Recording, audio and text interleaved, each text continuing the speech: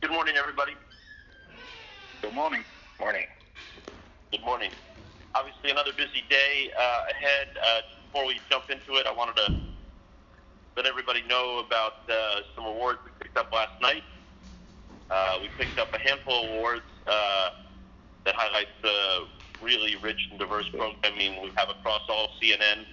Last night at the Creative Arts Emmys, Apollo 11 won 3 Emmys for picture editing, and sound mixing.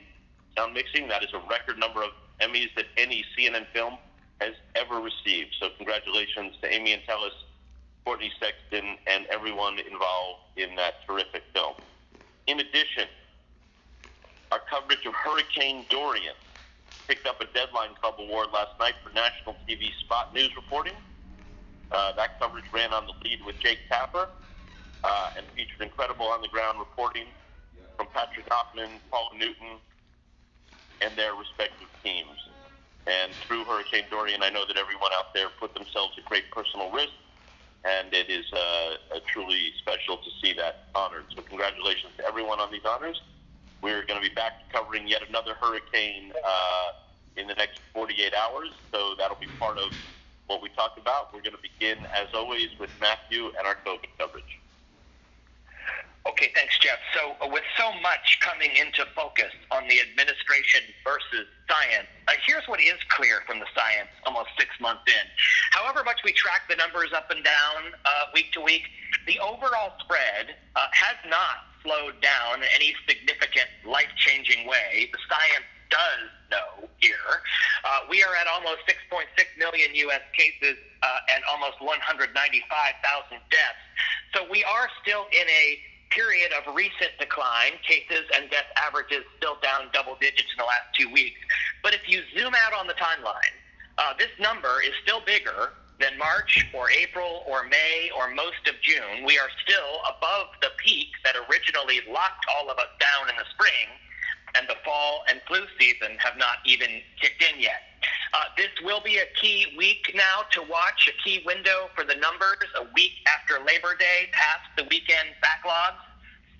And then vaccines, the other big part of this story. There are now growing concerns in the U.S. on the AstraZeneca trial and the safety stop. Our partner, Kaiser Health News, reporting that the highest levels of the NIH are very concerned about that suspected side effect, about what actually happened to the patient with a spinal cord condition. An NIH official saying that AstraZeneca needs to be more forthcoming about this. And, of course, it has resumed trials in the UK. The other big sort of vaccine cautions about timeline. The world's largest vaccine manufacturer warning that the 2-dose regimen could mean 4 to 5 years until everyone gets vaccinated, and former FDA chiefs saying an emergency authorization will likely be targeted, not a broad access for everyone. And, of course, the administration versus science. In the wake of hearings, quote, nothing more could have been done more. Packed gatherings, the president distant, but his audience shoulder to shoulder. The outlandish Michael Caputo claims Schaffner telling Eboff he has learned the professional CDC staff has been in, quote, trench warfare with Washington.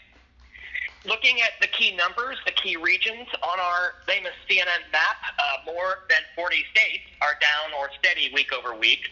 The sharpest increases we're watching, Nebraska, Wyoming, and Wisconsin, while some hard-hit states, California, Florida, and Texas are all mostly down.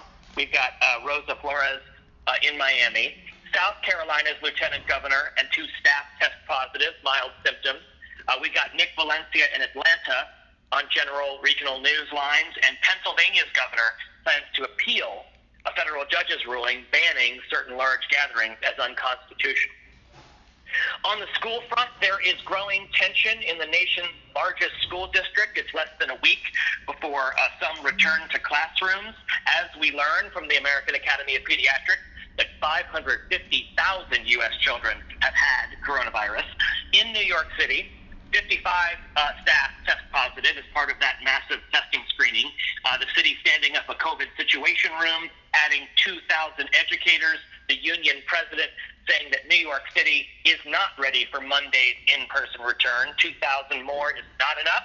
and that test results are still taking 2 to 3 days, too long for all this to work. This on the college side, as more campuses switch back to remote, like University of Wisconsin La Crosse in northern Illinois. In all, over 45,000 cases on campuses, and Bianna is on the education front today. From health, we've now got a fresh, closer look at just how long and complicated a vaccine rollout could be. So just published from Maggie Fox and Health, there's just more to it than you think with the vaccine rollout. Even in the best circumstances, it could take most of the summer to get most people shot. There is no current mass public vaccination campaign in place for this. It normally takes a year to get the flu vaccine out. There's the 2-dose situation.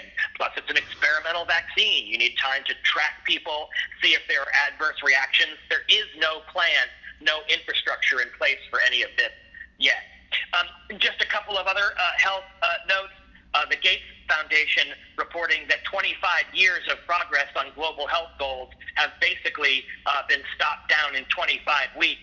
And we will watch for a noon Harvard Forum on vaccine efforts and a briefing with the Infectious Diseases Society and former CDC Director Frieden on global vaccine research and what more precautions could be taken now.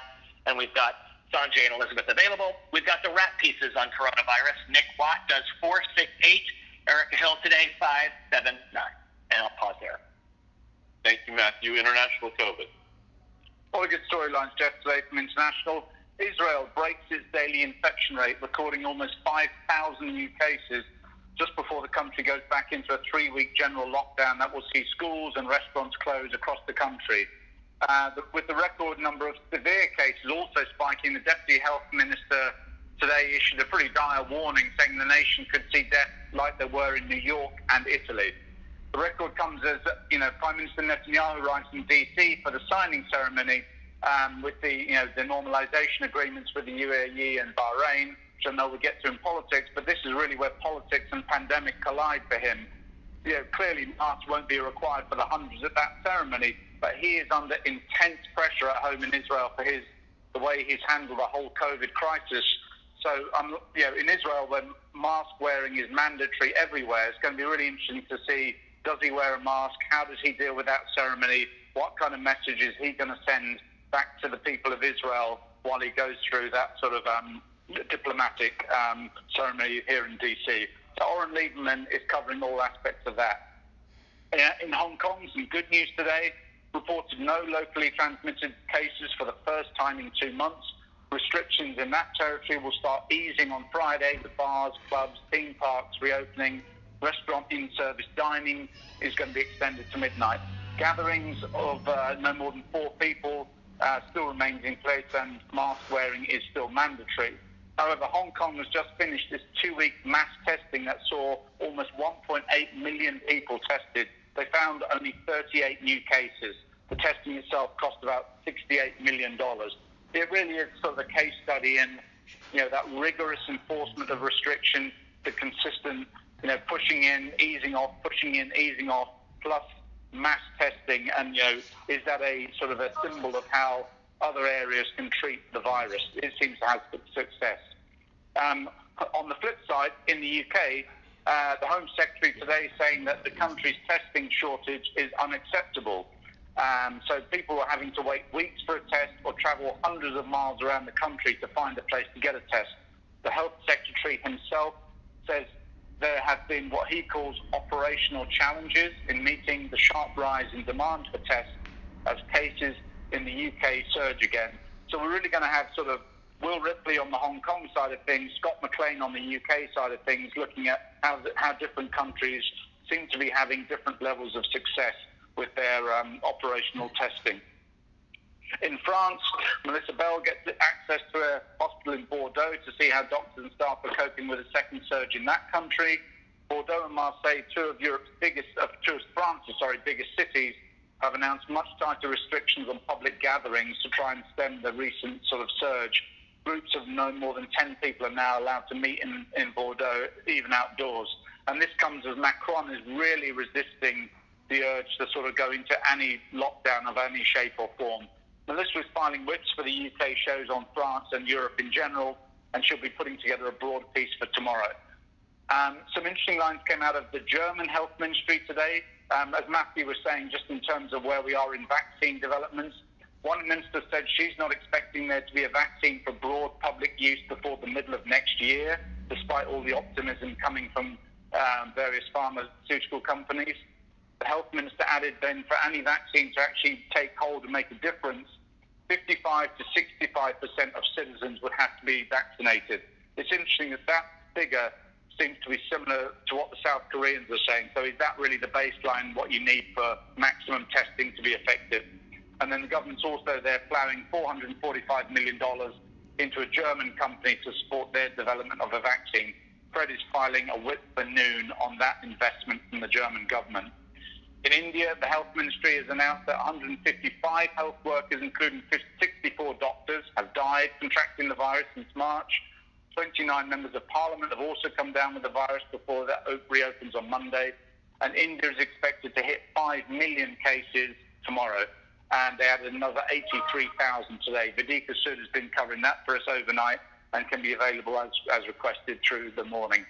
And then lastly on COVID, a global Pew survey has found that the image of the US around the world has plummeted in the wake of its virus response, with respondents in many of the traditional allied nations critical of President Trump's handling of the crisis and viewing him as less trustworthy than other world leaders, including Putin and Xi Jinping. The major survey across 13 countries found favorability towards the US at the lowest it's been in 2 decades. The survey is embargoed until 10 a.m. and Issa Suarez will be coming up for us on that at that point. That's it on COVID. Thank you very much, Mike. I do think that as we hit the noon ceremony at the White House, the focus on Netanyahu and why he's even here, given what's going on in Israel, and how he participates in that ceremony with or without a mask, and how the audience is part of it, and how that will all resonate back in Israel as well, I think is a really important story today. Business.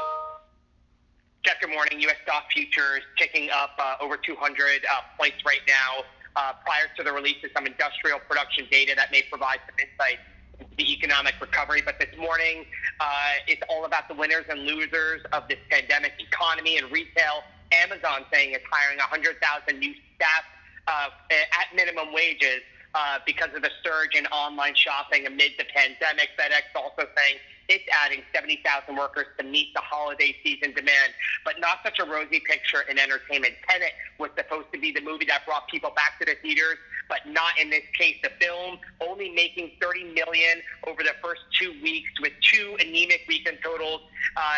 Experts say that this is going to be a harbinger of what is to come this fall. Frank Pallotta is tracking that for us this morning. And, of course, lastly, in a trending sign of the times, the Macy's Thanksgiving Day Parade will go on, but will now be a television-only special presentation, a major shift in its 94-year history. Christy Romans, Allison Cossack, up and available on those threads. And that is where we begin on COVID. Thank you very much. Washington COVID.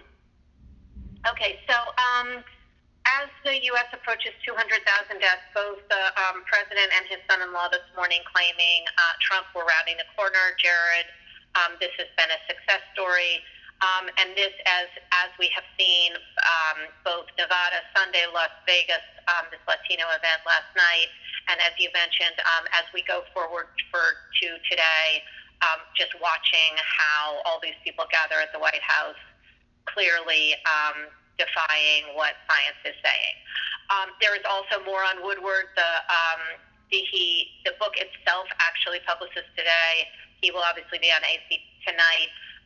And this new sound where, again, he talks about how deadly COVID is as far back as February.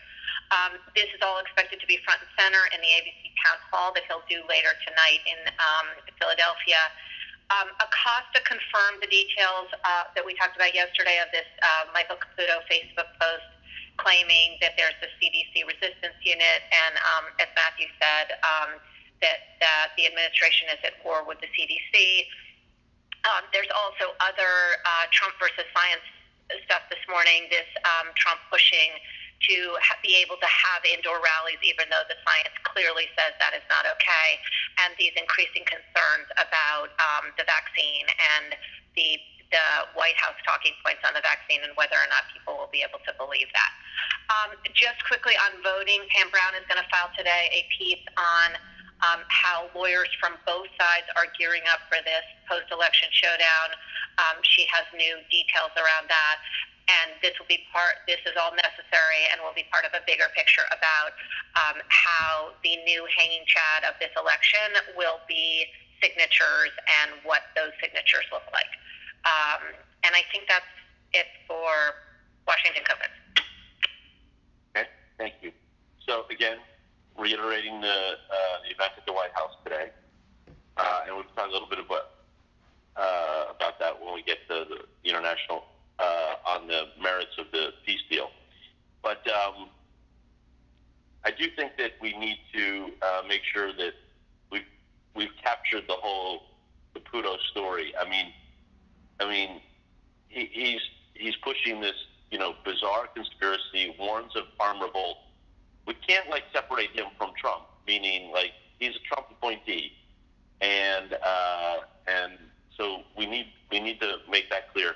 But also, Michael Caputo, as we know, has been at the center of many different controversies in the Trump time, including the Mueller investigation and the Senate Intel investigation, and he has appeared at many different strange times, and I think telling the polar Caputo story is something that we should be doing.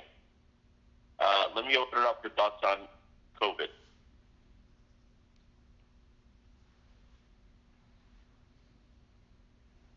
Hey there, I just want to let everyone know about a great op-ed from one of our new voting analysts, Rick Sildes, where he basically makes the case that if you're healthy enough to go grocery shopping, you should consider voting in person as a way to help alleviate the pressure at the polls.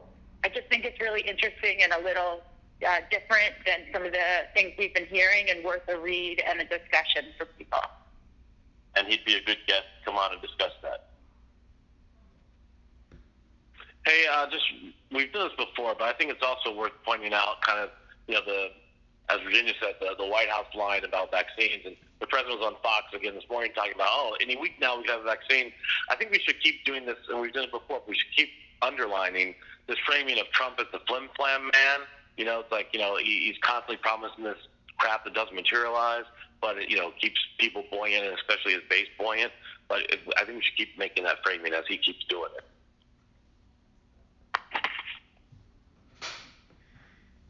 Other thoughts?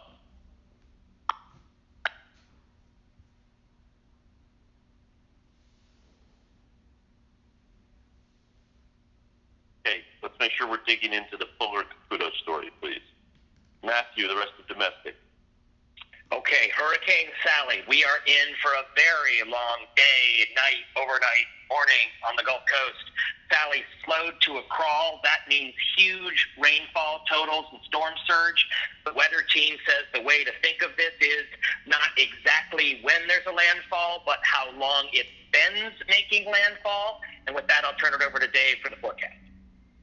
Yeah, good morning. We are watching the storm, which is now clearly visible on radar. It's just about 60 miles offshore, and we're really starting to see the impacts moving along the coast now, where the heavy rain is picking up and the winds are picking up. The storm is forecast slowed to a crawl overnight. It is now moving at only 2 miles per hour. So that's slower than a walking pace, and that is going to be what is responsible for producing up to 30 inches of rain in parts of Mississippi, Alabama, into the Florida Panhandle. Those will be the areas that are hardest hit, kind of sparing New Orleans at least the worst of it. This is going to go on for a long time. It's going to last well into Wednesday with the hurricane force winds, a lot of storm surge, a lot of power outages. It is a Category 1 storm. That is probably the only good news that we have seen overnight, with this not expected to be a borderline Cat 2 or Cat 3, but it is still going to have a lot of impact. Beginning later on tonight, we'll see the landfall probably late tonight into around daybreak tomorrow. It looks like it's going to be somewhere along the Alabama-Mississippi border, and those areas will continue to get pounded throughout the day tomorrow. Once inland, the storm will weaken, but flooding is expected well inland into the southeast, into Georgia, into the Carolinas, where up to 10 inches of rain is forecast. And just in the broader context, so many systems is active in the Atlantic right now, so early that we are about to assign the last letter in the alphabet after Vicky. Ed Lavendera is in Gulfport, Gary Tuckman in Biloxi, and Polo Sandoval will be in Mobile, and the full Weather Center team in place for this. To the wildfires, 3 dozen dead, almost 2 dozen missing in these unprecedented fires, as, of course, the president shrugs off the science right there on the ground in California. About 100 wildfires burning in the West. The Oregonian newspaper reports state police there have opened the first ever mobile morgue to deal with this. California has seen over 4,000 buildings destroyed, and Portland, Seattle, and San Francisco have some of the worst air quality in the world right now. We have, of course, thoroughly covered Trump and Newsom and the denial of science, and Newsom pointing out that, yes, there have been years of poor forest management, but that a giant percentage of that forest land is federal. The weather looks to improve a little bit on a few fronts. In Oregon in particular, we shall see. And as we reported yesterday, the smoke from the wildfires out west seen as far away as Canada and upstate New York. We've got Dan Simon live from the Berry Creek fire in Central California, Stephanie Elam and Chiang-La in Southern California, in Monrovia near the Bobcat fire, and Martin Savage in Oregon. Breaking news this morning in the Breonna Taylor case. We've learned the city of Louisville is about to announce a huge settlement with her family. The attorney for the family telling CNN that the settlement involves both money and a list of police reform moves. Another source telling us that this is a multi-million-dollar settlement. We expect an announcement from the city and family attorneys in the next few hours. This is separate and apart, but unrelated, of course, to the other big news we're waiting for, the decision on whether a grand jury will indict the officers involved in her fatal shooting. We think that is soon, but there is no official timing on that.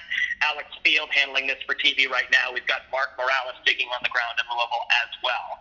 We're, of course, keeping tabs on the deputies ambushed, learning much more about them, about how they helped each other in the moments after that terrible attack.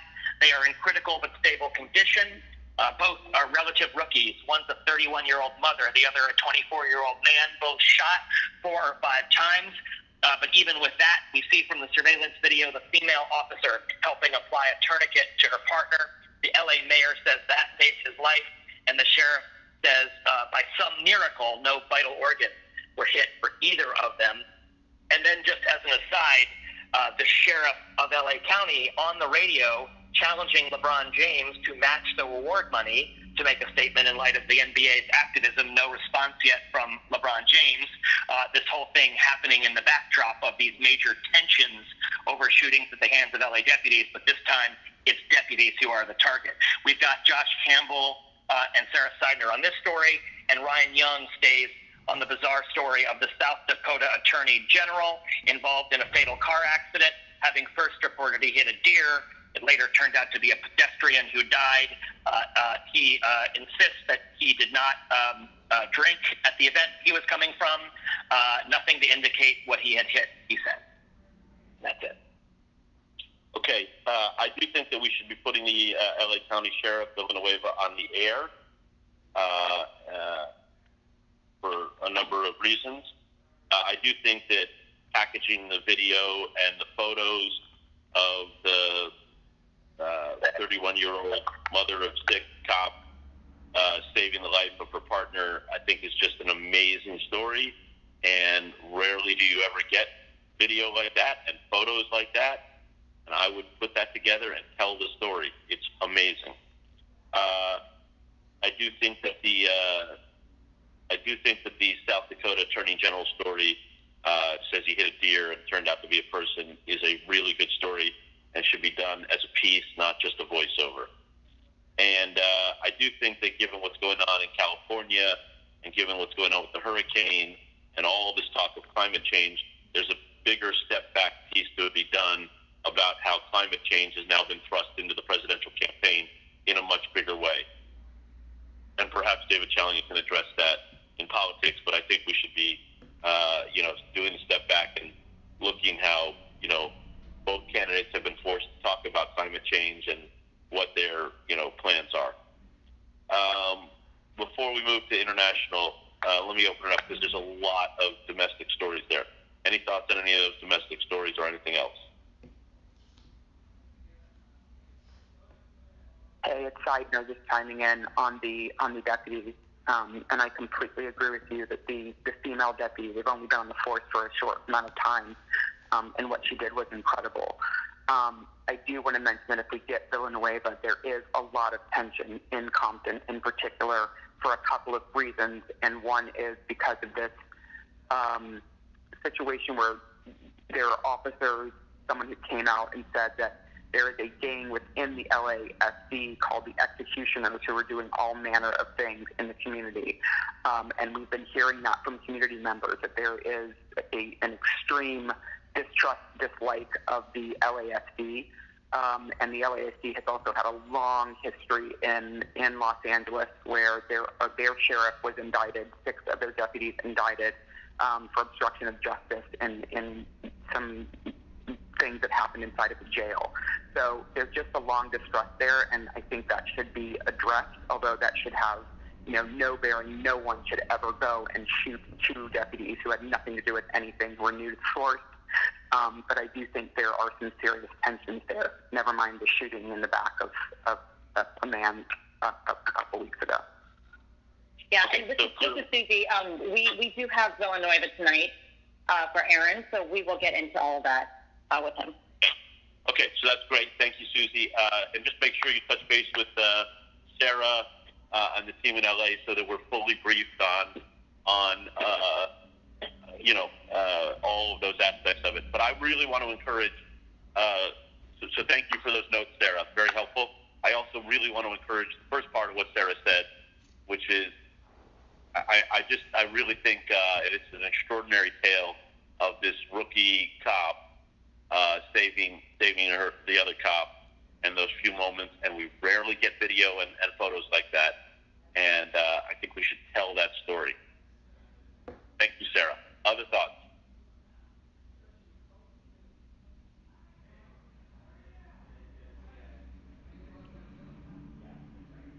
International.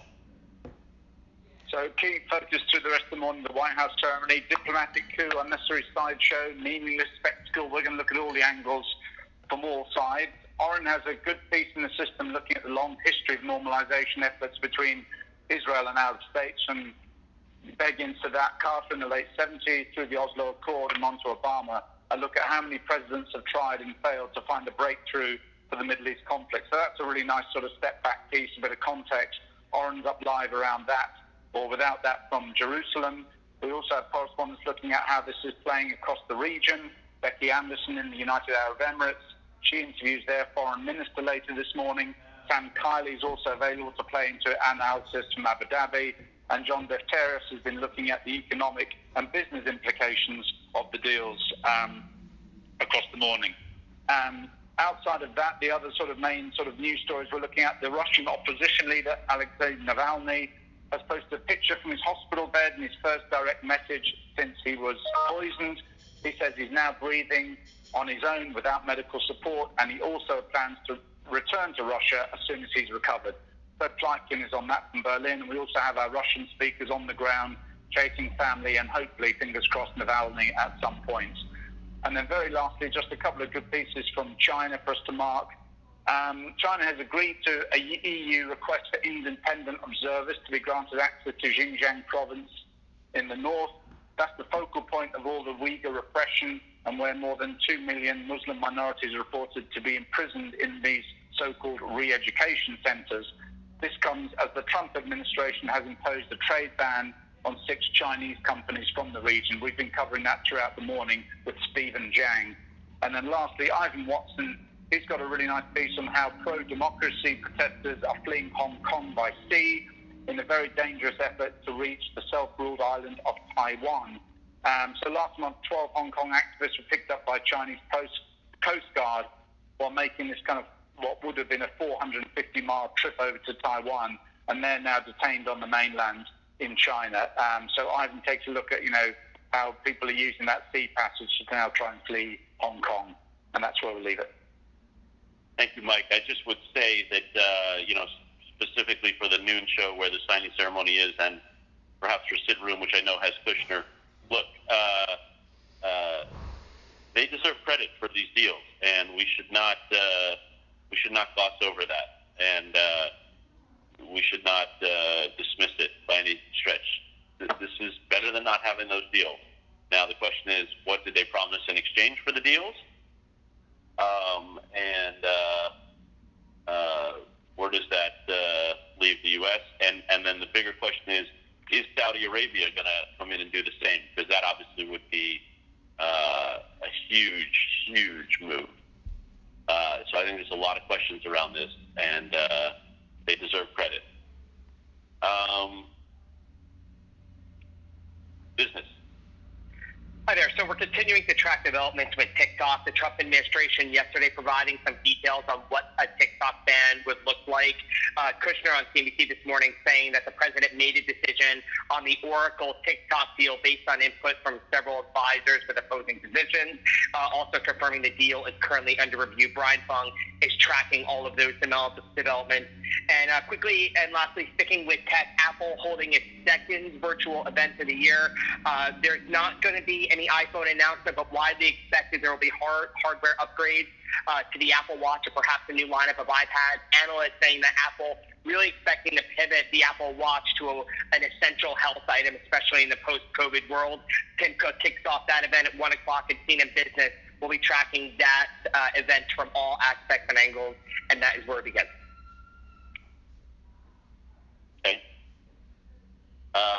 Jeff, if I could just jump in for 1 second there. We'll be watching the Apple event as well. I just wanted to note that Sanjay and I did a pretty extensive piece with Apple on the Apple Watch a while back. When they come out and they do these events, they really make some bold claims that sort of go beyond the hype that we should be reporting. So if anyone has any questions about that before you put anything out, please feel free to check in with us to make sure that the Watch and Apple are really doing what they say they can do.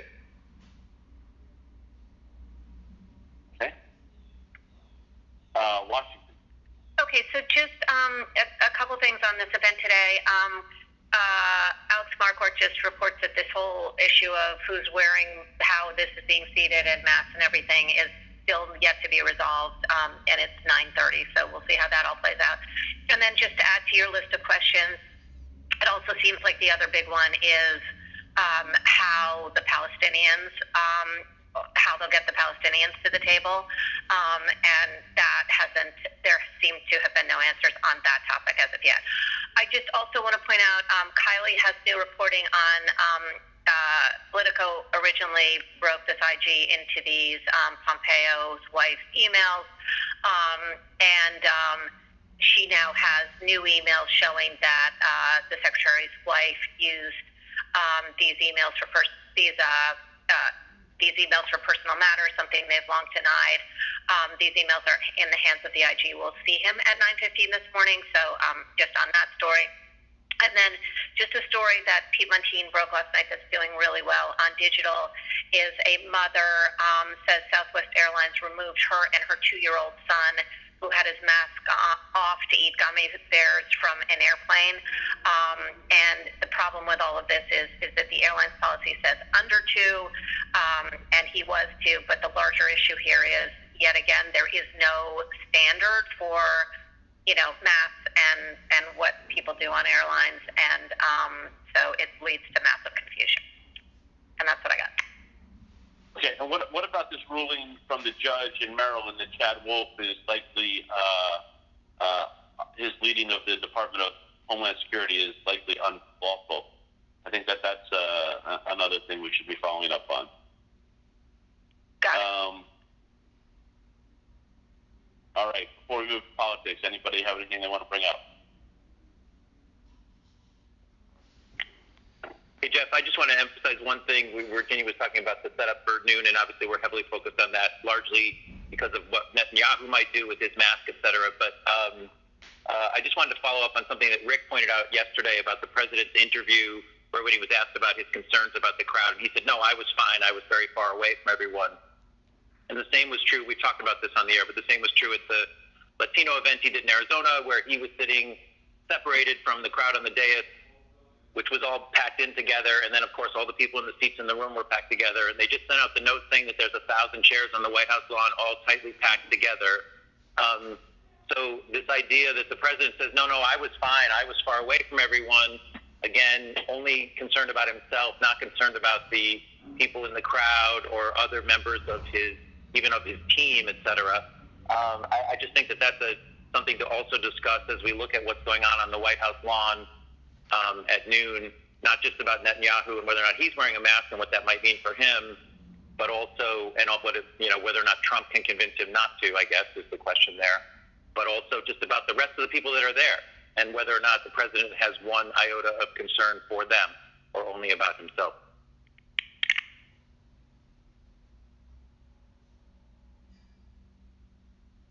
Okay, anyone else?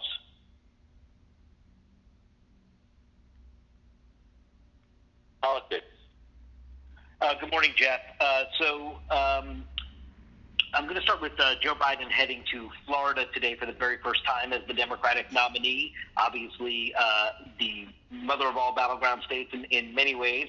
And as we've seen and discussed on this call last week with the polling that was out, he's been underperforming with Latinos, specifically in Florida, but broadly as well, compared to what Hillary Clinton was doing 4 years ago. And while he's overperforming with seniors in Florida from what she did, his underperformance with Latinos is allowing, Donald Trump to be very much tied with him in Florida or keeping the race extraordinarily close, which is why, in addition to the veterans event we will see him do in Tampa today at 6:30 tonight in Kissimmee, Biden's going to host this Hispanic Heritage Month event there and has been launching Spanish language advertisements this week as well, leaning into this and putting an effort in trying to enhance his support there. Randy Kay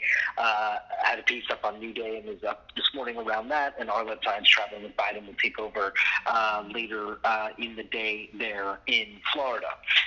You mentioned the climate change story on the campaign. Obviously, you have the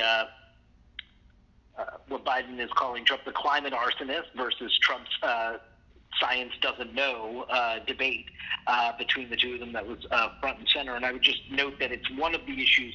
I mean, obviously, these two candidates, there's very little that's similar between them, but this is a huge contrast area between them. I was mentioning yesterday about Joe Biden's huge budget spending proposals. The green economy and dealing with climate change and combating climate change is a huge component of that. It is one of the places where he has really gone a bit more progressive and yes, not the full embrace of the Green New Deal, but certainly unlike healthcare or certain other economic issues where he really carved out and tried to stay a bit more in that more moderate lane.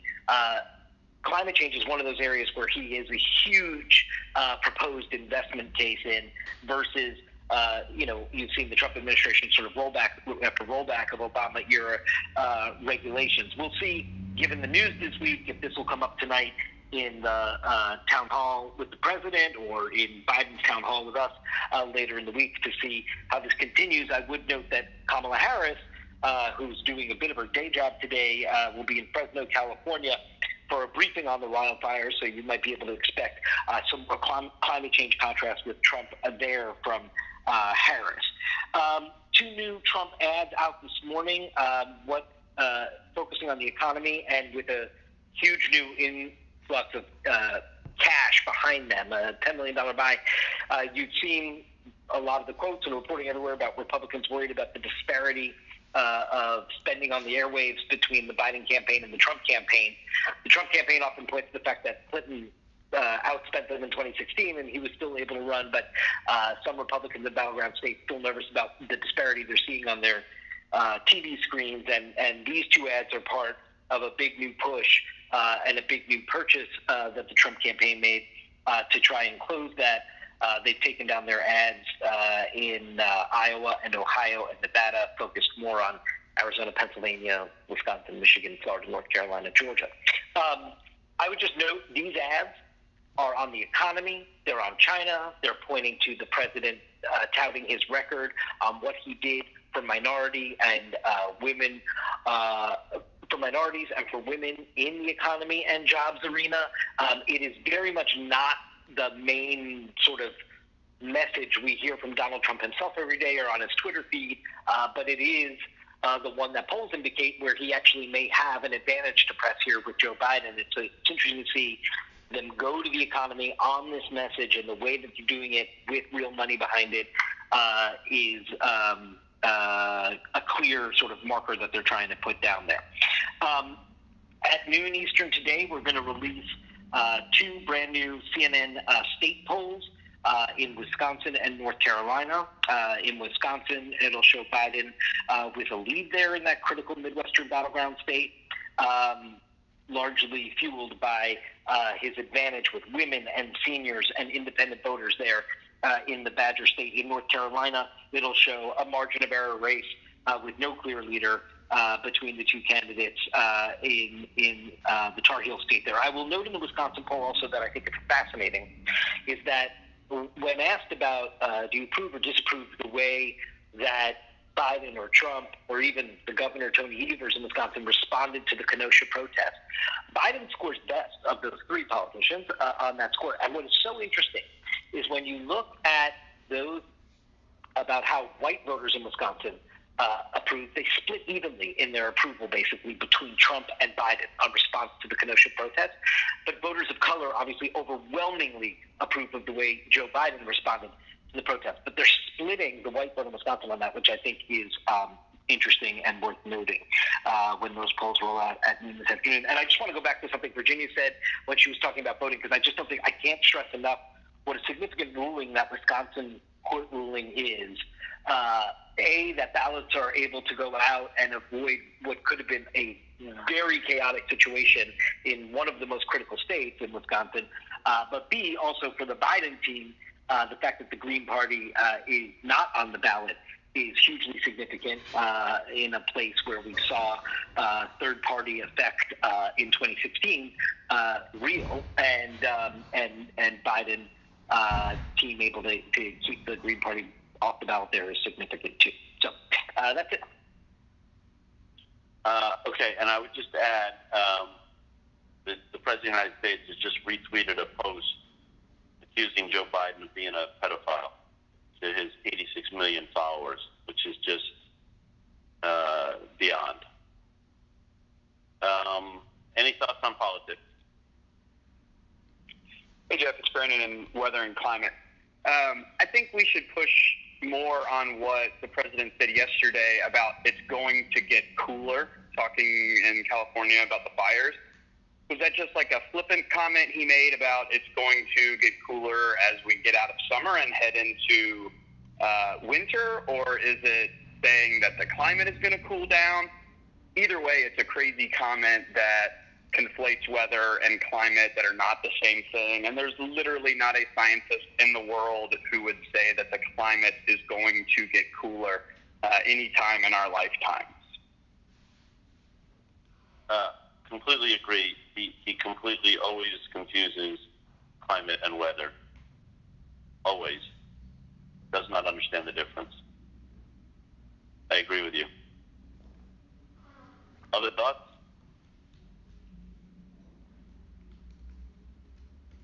Hey, Jeff, I do think it's worth a conversation somewhere about what David pointed out as being extremely important, the Wisconsin decision on the Green Party, and having somebody go back and take a look at Wisconsin, Michigan, Pennsylvania, the vote margins there, how many votes the Green Party got last time in those states, and what a difference it does make whether or not they are on the ballot. You can also go back and look at 2000 and Ralph Nader in the Gore-Bush race and the impact that the Green Party had there.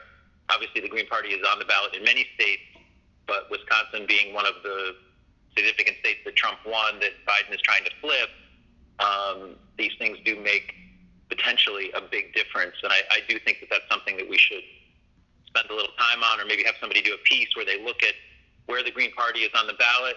You know, there's been a lot of talk about Kanye. We had a good piece on Kanye a week or two ago. He's having less significant impact, but the Green Party does make a difference in some states, and I just think it's worth taking a look at. Okay. Other thoughts? Hi, Jeff. On the tweet that you mentioned that the president just retweeted, I mean, not only is that unacceptable in all the regular ways that it would be unacceptable, but that's also the QAnon obsession that Democrats and Biden are pedophiles. And I don't know, excuse me, I don't know exactly the best way to get at that without amplifying it further, but it's a direct nod to them as well. I totally agree. And this is the challenge, right? Not to amplify and give it oxygen, but, you know, it also is just unacceptable that the President of the United States is trafficking in this and doing it. It's a hard line to figure out how to straddle here, but it's just not something that should get a pass either.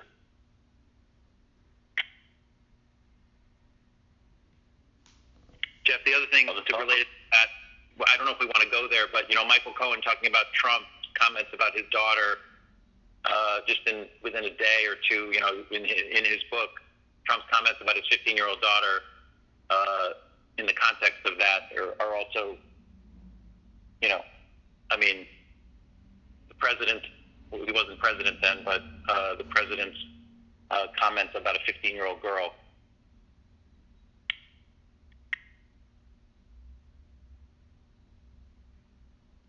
Yep.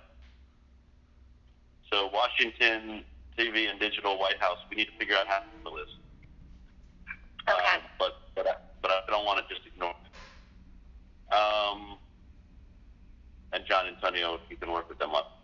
Yeah, we'll figure that out. What else? Okay, digital. Okay, we've got a conversation going on that tweet right now. We had 31 million yesterday. The big number one was Trump's final call to Bob Woodward. That was a big number one on Apple News too. So thank you, Jamie, always. This morning, the top story is the breaking news with Louisville settling Breonna Taylor's wrongful death lawsuit. That is 11,000 concurrent and rising. Then it's Brownstein's analysis on the paradox of Trump's remarkable stable support over time. The headline is Why the Stability of the Race Promises More Volatility Ahead. Before the Breonna Taylor ruling, that was, the settlement, that was the number one story. Then it's Chad Wolf. We have it, Jeff. Judge rules Chad Wolf likely unlawfully serving as Homeland Secretary from Laura Lai and Paula Blanc. Airbus is looking at flying in formation. That's a counter-programming story that's in the top five. Similarly, a travel/history story on the Holy Grail and the Knights Templar is in the top five. And then Antarctic glaciers, two big ones, are breaking up, and it could have major consequences for sea level rise. So another big climate story rounds out the top stories this morning. Top for engagement is our coronavirus Q&A with 2.5 minutes. Just all the hundreds of thousands of questions that people have asked, and we are answering and continue to push that out. And our top video is Trump supporters explaining why they won't wear masks. On the fires, we're up with the latest, and some standalone nuggets like smoke has blown all the way to New York. The 22-year-old Oakland A's player saying, I shouldn't be gasping for air after playing yesterday. On Sally, we've got the tracker and the DLE up. A lot of the superlatives that Dave mentioned, like the storm is moving more slowly than most people walk. 90% of tropical weather events are water-related, and Sally's two biggest threats are inland flooding and storm surge. There are 5 tropical storms in the Atlantic for the first time ever, and there's only one hurricane name left in the list for 2020, so after that, probably later this week, it will switch to the Greek alphabet. And the last time that happened was 2005.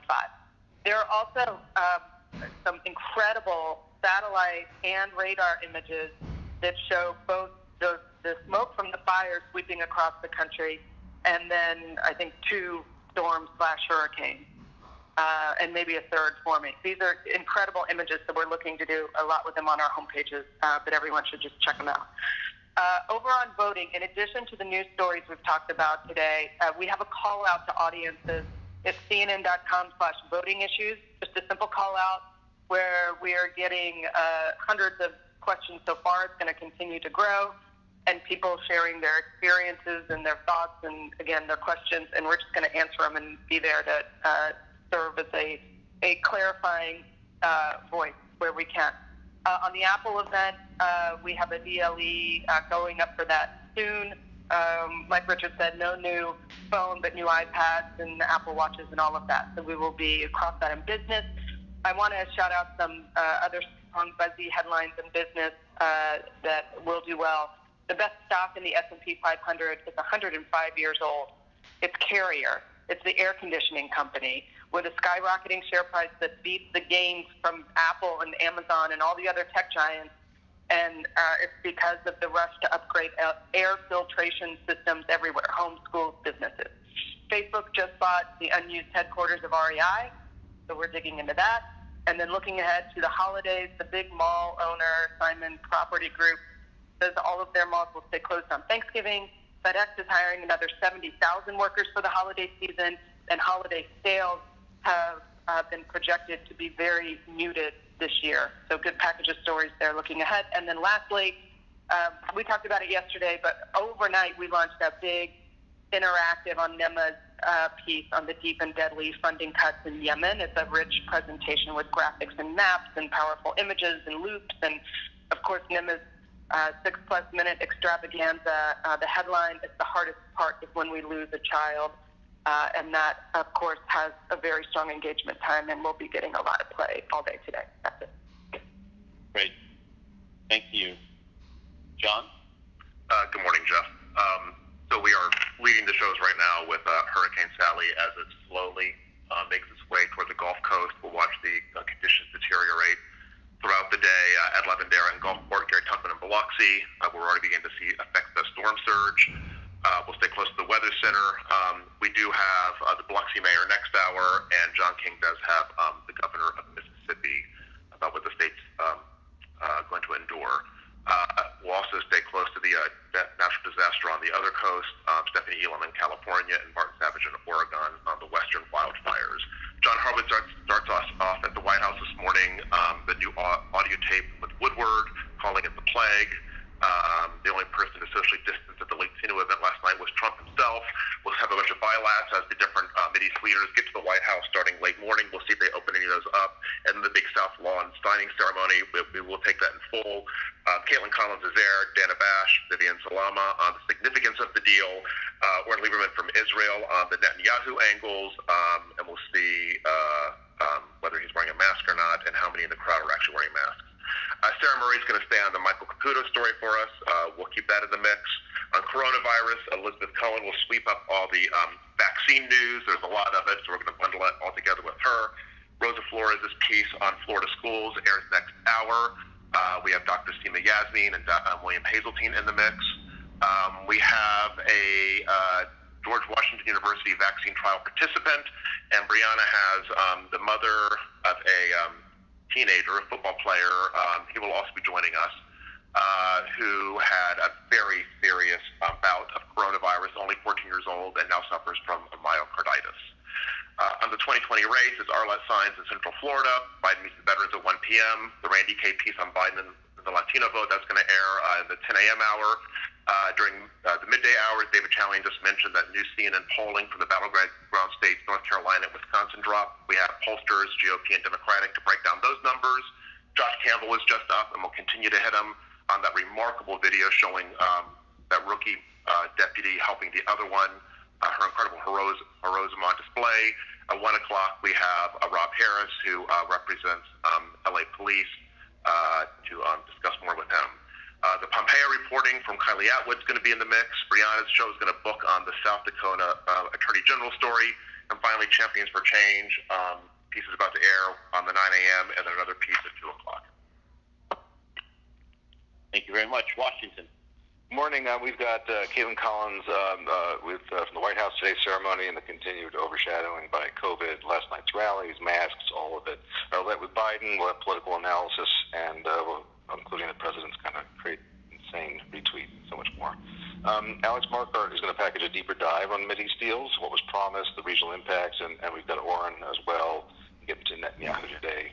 We'll stay on fires and the hurricane. Nick Watt has our COVID wrap. Sanjay as well, all the vaccine timeline and safety concerns. And Karen Bass joins as well. We'll ask her about the deputy shooting, COVID response, Mideast peace, and more.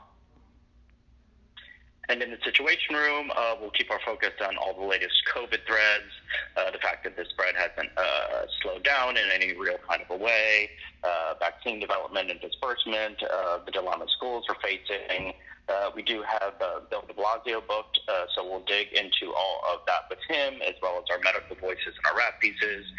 The event at the White House today will obviously feature prominently for us both the substance of the deal, and the event itself, what it looks like in terms of any social distancing. Jeff, as you mentioned earlier, we do have Jared Kushner booked. We'll push him on all of that, including what the U.S. gave in exchange for these deals, and if Saudi Arabia will be next. We also have Jeffrey Goldberg booked. We'll get his perspective on all of this, including the president's comments this morning about Mattis. And the fires in Hurricane Sally, we'll have reporters across all of that, and we will continue to cover the sheriff's deputies in L.A. As that story continues to unfold. And that's where we start. Good, thanks, Kurt. Does anybody else have any further thoughts? Yeah, I have a couple. Number one is, have the two indoor rallies by Trump only events anywhere in America where there has been a mass gathering indoors in the last 6 months? And if so, I think it's worthy to point that out. In other words, only the President of the United States has approved of an indoor rally with hundreds of people anywhere. None of us can go to a concert. None of us can go to a basketball game. None of us can go to anything except the President of the United States political rally. And I don't think there have been football games with more people. Those are outside, though, Jeff. Oh, yeah. I'm talking about indoor. So Rick, there have been.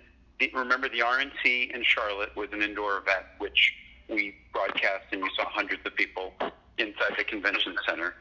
And there have been some church events, whether they violated their own state rules or not, that we've covered, because we looked this up during the time of the RNC. So there have been some churches that have held large churches with indoor services, perhaps in violation of the rules, but there have been those gatherings, and those are the only ones that at least we came up with when we looked this up. I don't know if Ben or if someone from Health has checked others. But yes, you're right. So between the RNC and these two events, you are correct. I think that's something, and that's by the leader of the country who's supposed to. I mean, he could have stopped the RNC event, but basically it was done with his approval. But none of us can go the same, but he can approve it, and he's supposed to be the role model of the person.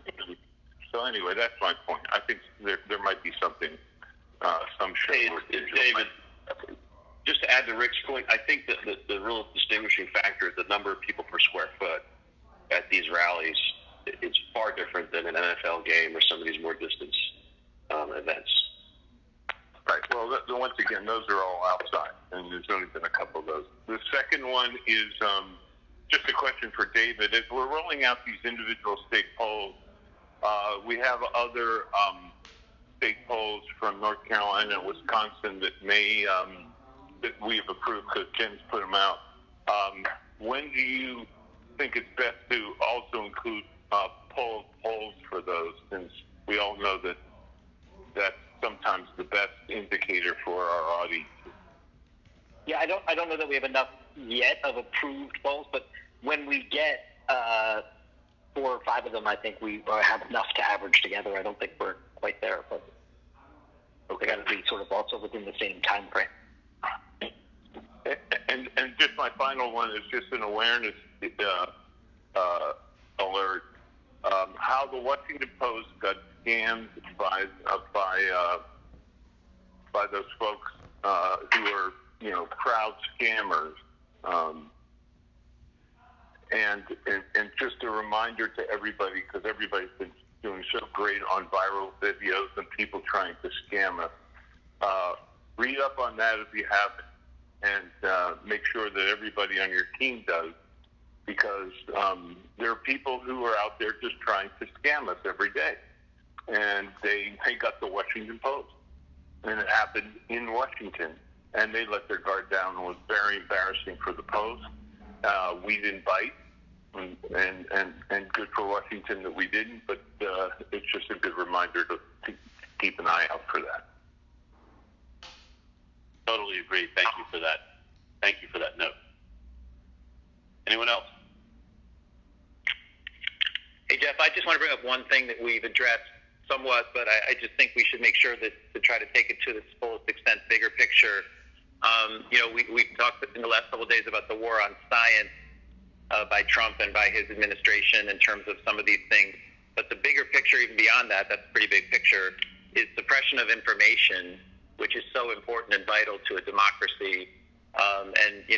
If somebody wanted to really spend some time and put this all together, going all the way back to the Mueller investigation and the Mueller report, the House impeachment hearings where they refused to turn over documents and they refused to allow witnesses to testify, Trump on coronavirus, obviously knowing how deadly the virus was, telling Woodward, but not telling the country, the CDC documents being changed, DHS on Russia interference in the elections and hiding that information and changing it, these Inspector General's reports, which have gotten obstacles and or been suppressed in many ways and not followed up on, and on and on and on. The suppression and withholding of information to protect what in most cases is either wrongdoing or the ability to investigate potential wrongdoing and or to protect the American people. I think that larger conversation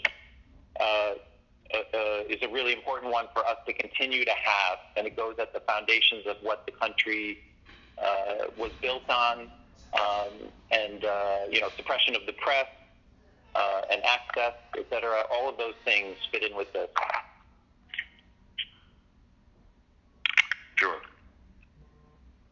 Hey, Jeff, Cynthia, I just want to... Go ahead, Cynthia. Sorry. I just wanted to remind everyone when they're doing the Florida Biden coverage that when we talk about the Hispanics in Florida, we really need to be careful to distinguish between the Miami, believing in communism and socialism, and that's their fear against Biden, versus the middle of the state, Central Florida, largely Puerto Rican and other Hispanics. And I just think we say that Hispanics in Florida, we need to be a little bit more specific about that, because there's 2 different issues, and I think that he's soft on both and he needs to work on both of those. But I just want to make sure we're clear about that. Yeah, I don't know if you had a chance to see Randy's piece this morning, but I think she covered that pretty well. I think it's a really important point. Yep, very important point. Okay, everybody, a lot going on. Have a great day. We'll talk to you later.